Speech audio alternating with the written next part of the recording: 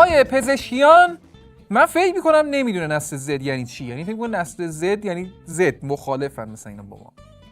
اینا اگه یاد بگیرن مملکت رو زیر رو میکنه. همه چی درست میشه. من معتقدم ما عقبیم، بعد اینا رو میگیم زد. عقبی وجود نداره. آقا چه کاریه این نسل زد و چرا اصلا این کارو میکنید؟ چرا میگید به رئیس جمهور؟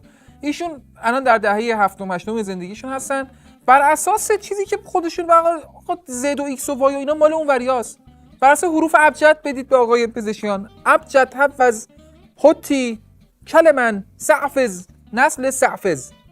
مثلا این نماد نمیشه انتخاب شد بیشتر نسل سعفز بود. با بهتره دیگه اینجوری. آقا این بنده خدا اصلا یه چیزی همینجوری بیداری گذاشتید جلوش آقا جنزی. نمیدونه باور کن شاید فکر میکنه مثلا اون جن اولش هم جن و اینا هن. هر وقت میگن این نماینده جنزی میخواد بیاد زیر لب یه بسم الله چیزی میگه، یه سنجاقی ابراش اگه این خواست چیز کنه بزنه.